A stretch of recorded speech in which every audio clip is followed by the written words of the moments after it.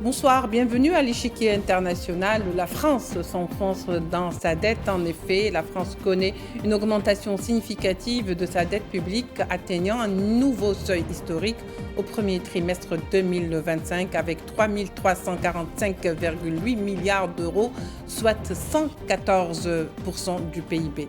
Cette situation révélée par l'INSEE met en lumière les difficultés budgétaires du pays confronté à un déficit chronique et à des turbulences politiques. Pour tenter de sauver ce qui le peut, le Premier ministre français François Bayrou a présenté son plan budgétaire pour 2026, un projet jugé vide par l'opposition et surtout draconien pour les Français qui ressentent la crise dans leur quotidien. Le passage de ce plan est considéré comme un test pour le gouvernement de Bayrou qui joue sa position. Retour sur une crise budgétaire au relent politique secouant la France depuis déjà plus de 2 ans. Tout de suite, les développements.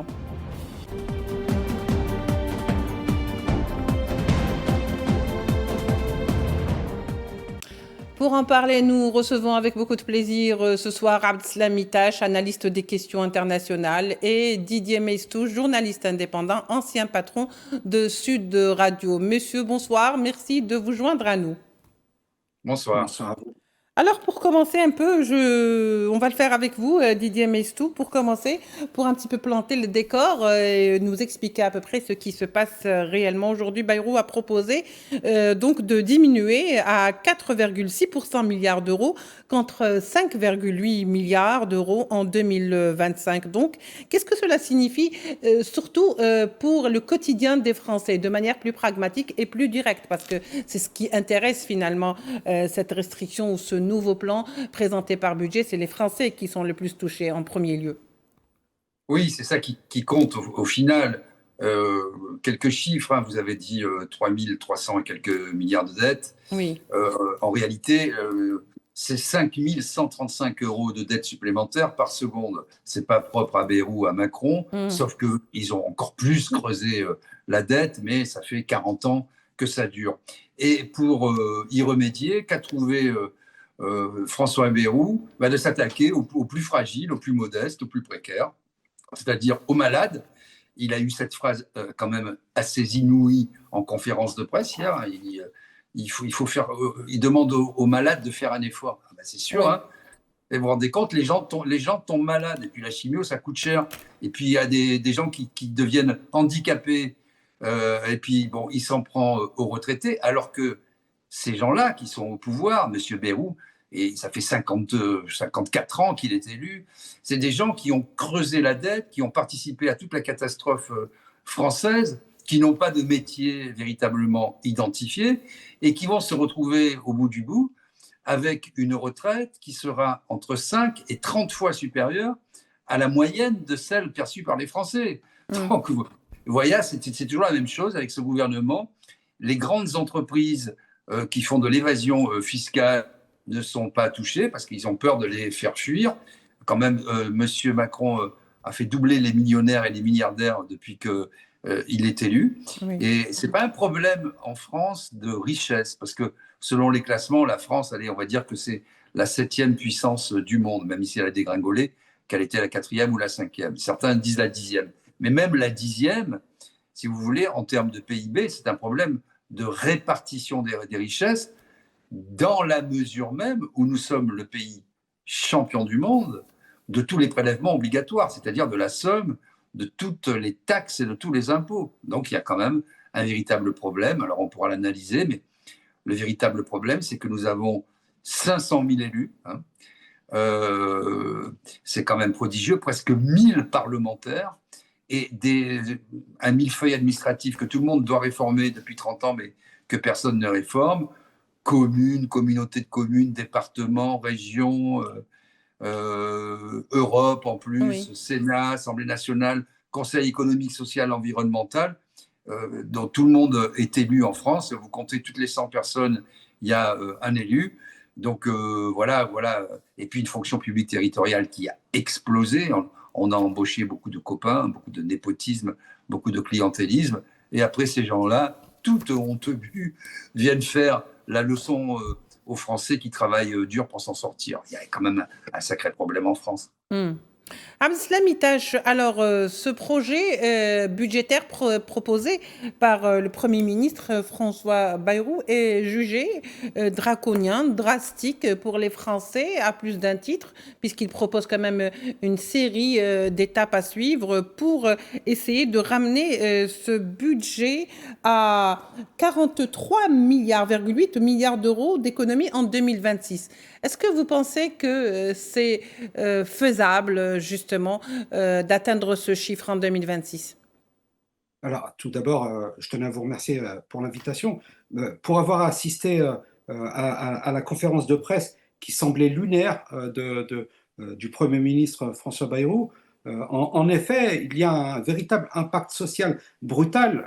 Ça a été évoqué juste avant par Didier Maistre, le gel des prestations. Alors qu'en France, les plus vulnérables sont dans une difficulté extrême, eh bien, on s'en prend encore aux mêmes, aux petits. On a la suppression du jour férié. Et évidemment que c'est également un cadeau au patron, puisque, comme vous le savez en France, lorsque l'on a l'opportunité de pouvoir travailler un jour férié, eh bien, c'est un jour majoré.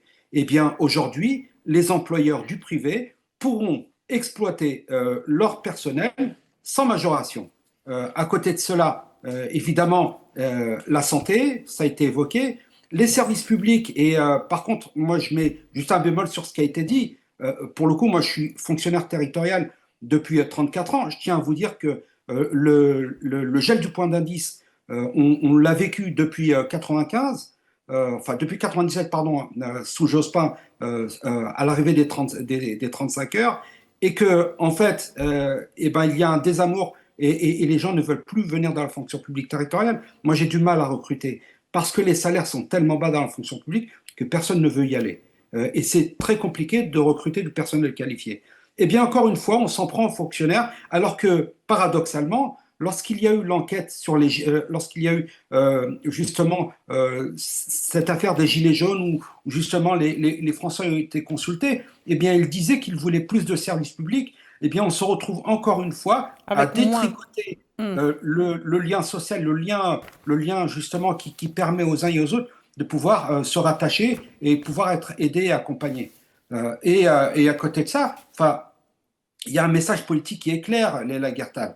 On touche à tout sauf à la défense. Et comme vous le savez, Ah bah, on va y la venir, loi de hein. programmation militaire, sur 4 ans, c'est 485 milliards. Mm. Donc, et comme vous le savez, on est passé d'une volonté d'économiser 40 milliards à 43,8 milliards. Donc, cette ambition qui a augmenté, pour rappel, nous avons quand même donné 3 milliards à Zelensky.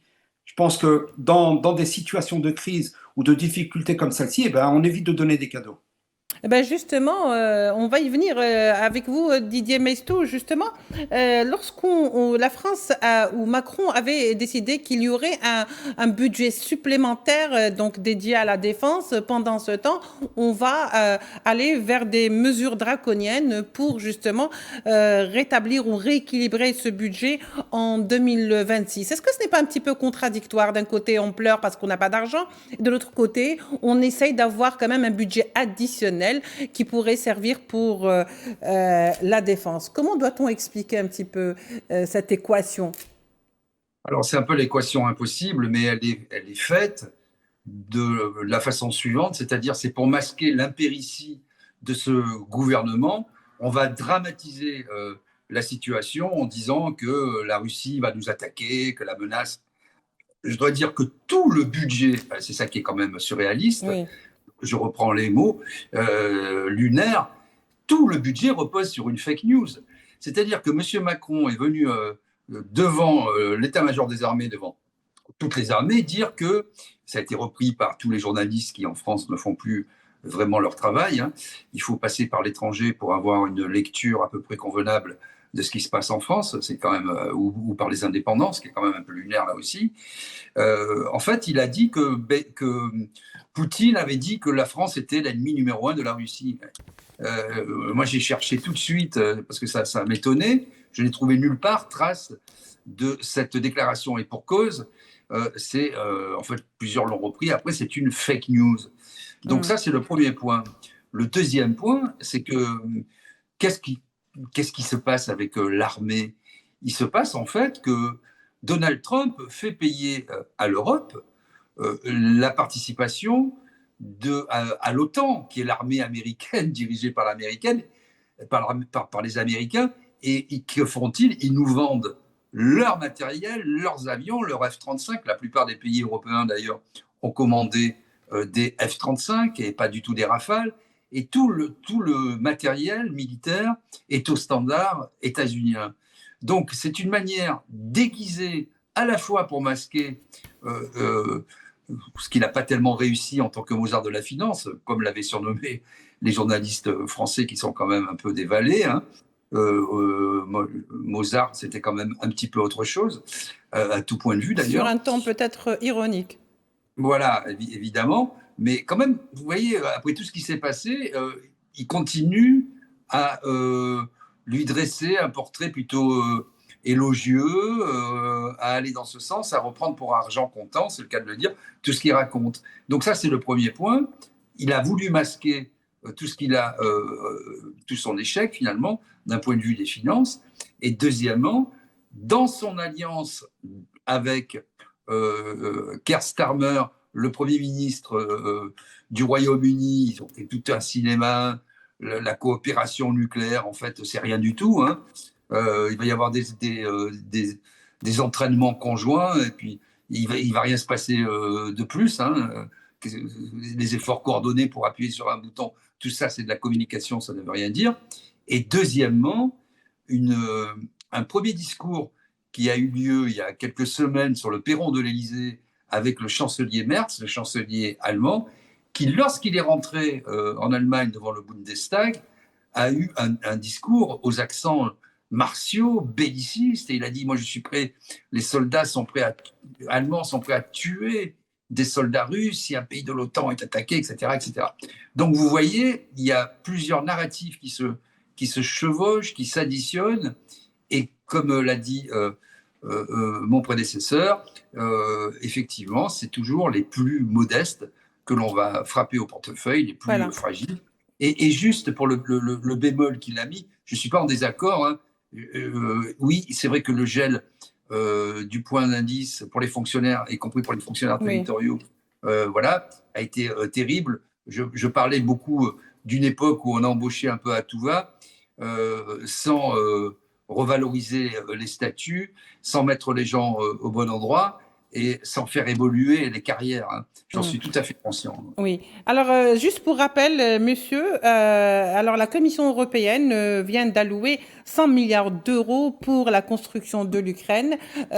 Donc, elle a doublé le budget qui était donc initialement à 50 milliards d'euros, ce qui veut dire que même la France y participe. La France, donc, qui est en train de se débattre avec ce projet de Bayrou, avec sa dette publique.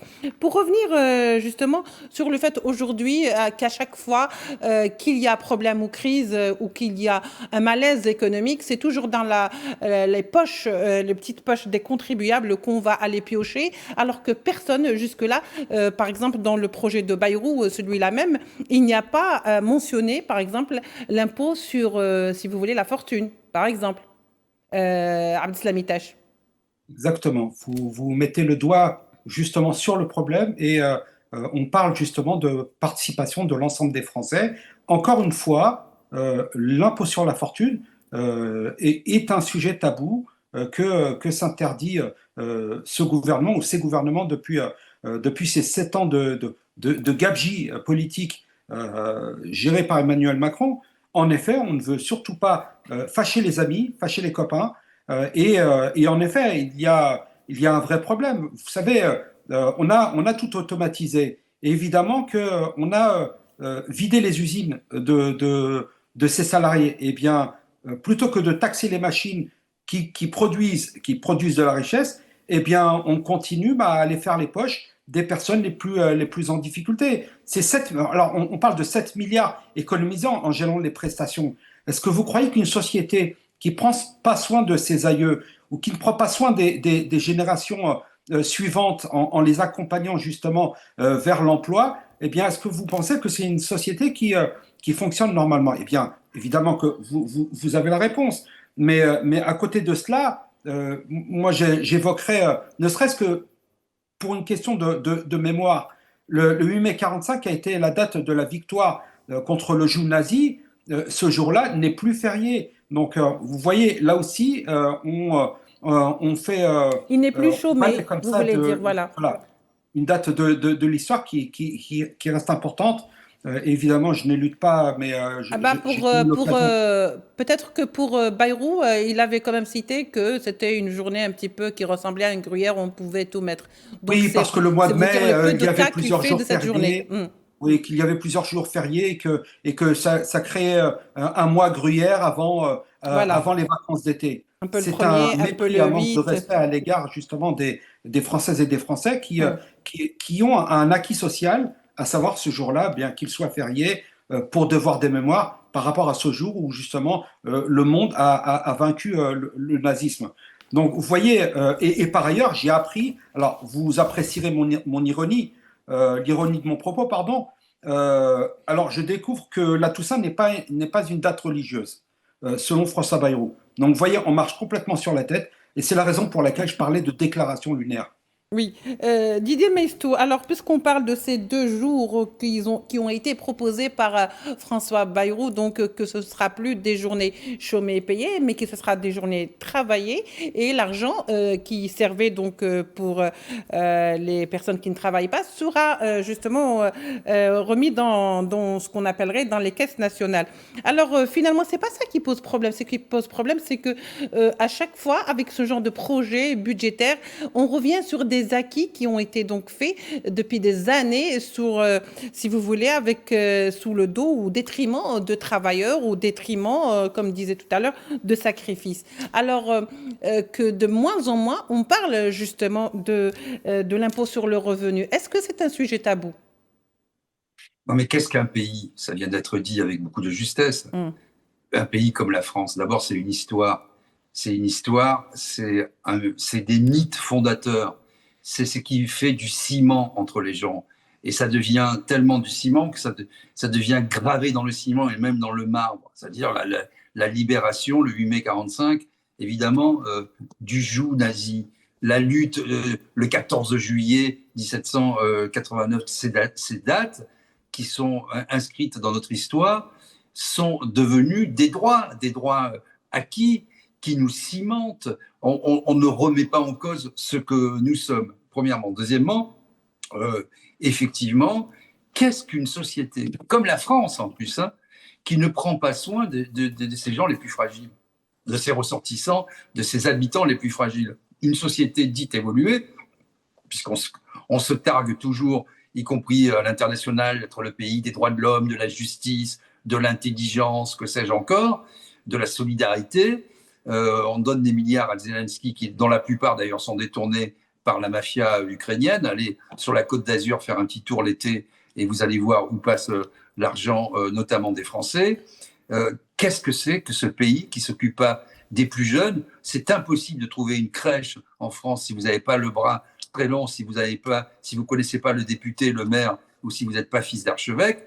Et le prix des EHPAD a explosé, c'est-à-dire ça coûte 4, 5, 6, jusqu'à 8 000 euros pour, quand vous ne pouvez plus vous occuper de vos anciens, que vous êtes obligé de les mettre Maison en de retraite. EHPAD. Et les gens sont traités comme des bestiaux quoi, dans les EHPAD. Et vous avez un des sénateurs qui hurle sur tout le monde, le sénateur Malhuret, ancien ministre des droits de l'homme, ça ne s'invente pas, maire de Vichy, ancien maire de Vichy, ça ne s'invente pas non plus, qui était membre du comité chargé de la déontologie d'une des sociétés qui gérait les EHPAD et où les gens étaient maltraités, violentés, dans des conditions déplorables. Voilà ce qu'est devenu la France. C'est triste parce que si vous voulez, il n'y a pas, comme vous le dites, vous le disiez au début de votre propos, nous, les Français, c'est pas qu'on fait de la politique politicienne et qu'on en veut particulièrement à M. Macron. On aimerait que ça marche mieux. Mais force est de le constater, oui, il y a des tabous. M. Macron est comme dans une mission commandée par des commanditaires qui lui ont dit, oui, tu vas détruire la France, tu vas détruire la protection sociale, tu vas détruire la solidarité. Et je dois dire, ça n'a pas été abordé, mais puisque je suis chez vous, je le dis, on est nombreux à être extrêmement choqués au sort fait aux étrangers, en tout cas dans le verbe, par ce gouvernement. Tout est la faute des étrangers, Oui. et tout est la faute des Arabes surtout. Il faut voir, moi j'aimerais pas être un musulman ou un Arabe dans la France contemporaine. Hein. Oui. Je veux dire, il faut quand même faire preuve de résilience. J'ai encore entendu M. Retailleau qui, alors que la France est ruinée, en a profité pour parler de l'AME et qu'il fallait réformer. C'est toujours la faute des autres. C'est-à-dire des types, ils sont là depuis 50 ans, ils ont tout planté. On était un des pays les plus riches de la planète. Ils plantent tout. Il n'y a plus de services publics qui fonctionnent correctement. Les classes sont surchargées. Il n'y a plus d'urgence. Hein.